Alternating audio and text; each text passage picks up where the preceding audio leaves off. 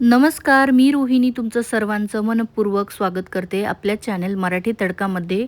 मुलांचा टिफिन असो किंवा नाश्त्यासाठी अचानक आलेले पाहुणे असो, कधीही अगदी झटपट फक्त 5 ते 10 मिनिटांमध्ये बनून तयार होणारा जाळीदार, मऊ, लुसलुशीत असा रवा ढोकळा आज आपण बनवणार आहोत.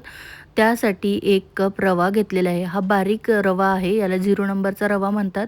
आणि त्यासाठी अर्धा कप आपल्याला दही घ्यायचं आहे. चवीपुरतं मीठ टाकलं आणि व्यवस्थित असं मिक्स करून घ्यायचं आहे.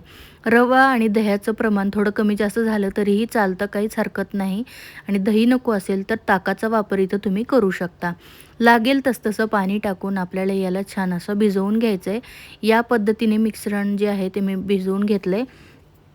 झाकण ठेवून 15 मिनटं साईडला ठेवूया. दुसरीकडे एका स्टीमरमध्ये थोडंसं पाणी आणि लिंबू टाकून त्याला गरम करायला ठेवलेलं आहे.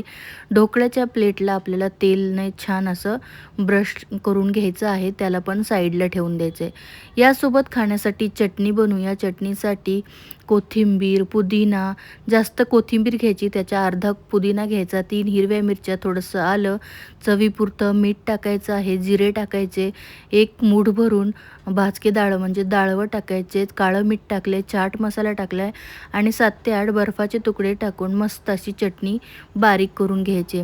रंग बघा, बर्फाच्या तुकड्याने रंग खूप छान येतो, त्याच्यामुळे बर्फ आवर्जून टाका. एकदम मस्त अशी आपली ग्रीन चटणी तयार आहे.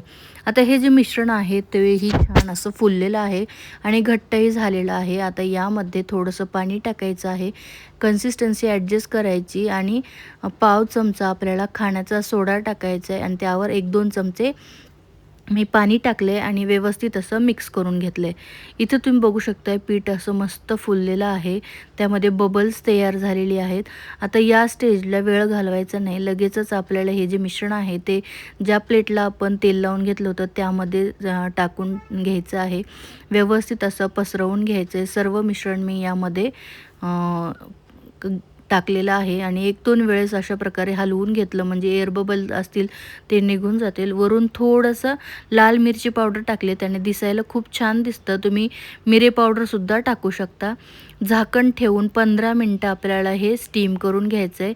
बघा अशा प्रकारे 15 मिनटं मी याला स्टीम करून घेतलं आहे. ढोकळा अगदी मस्त तयार आहे. आता यासाठी फोडणी करूया. एका तडका पॅनमध्ये जिरे, मोहरी, त्यानंतर हिरवी मिरची आणि कढीपत्ता टाकून मस्त अशी याची फोडणी करायची आहे.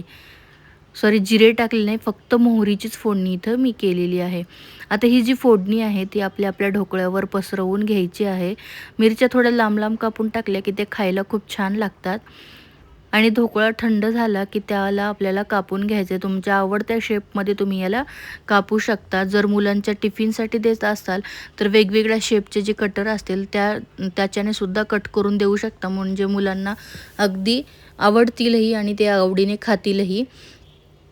इथं तुम्ही बघू शकताय आपला ढोकळा किती मस्त फुललेला आहे. जाळी बघा किती छान आलेली आहे आणि खूप सुंदर जाळीदार आपला ढोकळा बनवून तयार झाला आहे.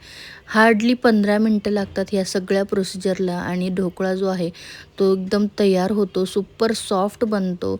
अचानक जर पाहुणे आले तर तुम्ही त्यांच्या नाश्त्यासाठी हा बनवू शकता किंवा टिफिनसाठी, नाश्त्यासाठी कधीही अगदी झटपट करून खाऊ शकता. नक्की ट्राय करा. व्हिडिओ आवडला तर व्हिडिओला लाईक करा. धन्यवाद.